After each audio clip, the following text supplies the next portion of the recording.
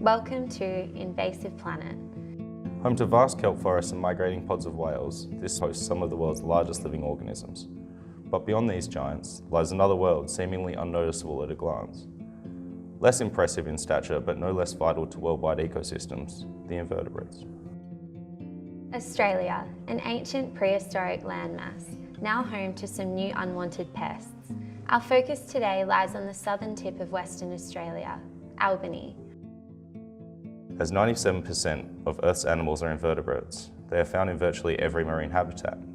At such an abundance, it is no surprise that some of these creatures could end up misplaced. Marine invasive species have been thought to historically spread through the passageway created by oceanic currents. However, recent anthropogenic advancements have altered these natural distributions, opening pathways previously impossible to access.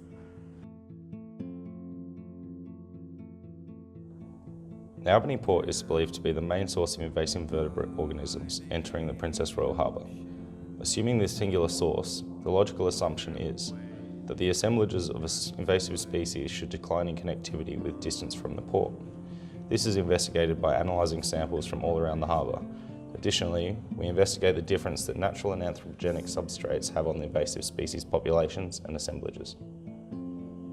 It is here that we see a group of young scientists eager to unearth the mysteries behind these invasive species. There are two types of samples that were taken: settlement plates and scrapings.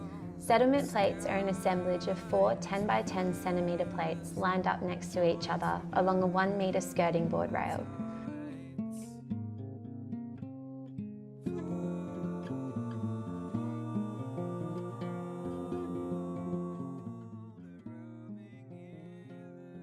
Three such assemblages were placed at 4 selected jetties.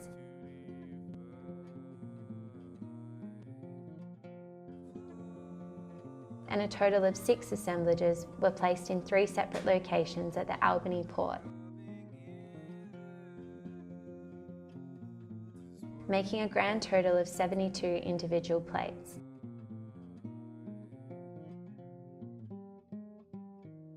These settlement plates were submerged at approximately 1 metre depth 2 months prior to field trip, allowing invertebrate species to settle on and inhabit the plates.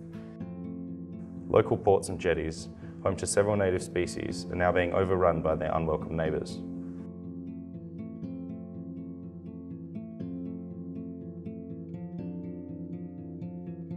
Hosting some of the world's nastiest invasive species, the Princess Royal Harbour has become a ripe environment where they can settle and thrive.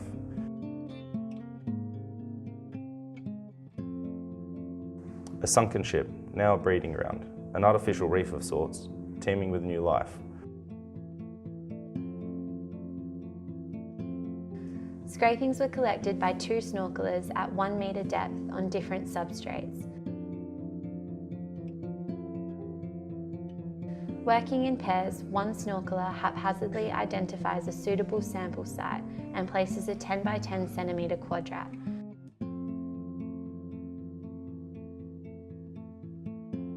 While the other scrapes the area within the quadrat and collects all scrapings into a clear plastic bag.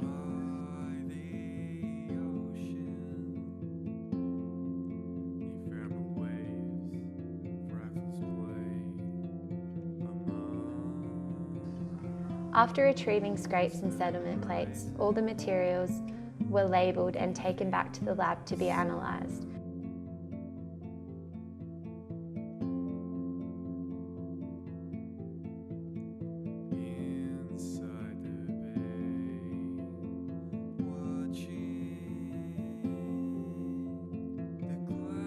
Due to the massive advancements in urban development, these organisms were able to sneakily make their way through.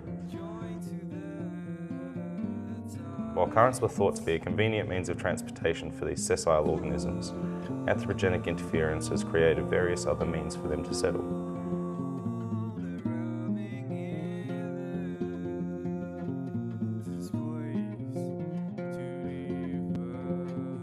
The yacht club and port, a local hotspot of recreational and commercial activities, now housing more than just ships.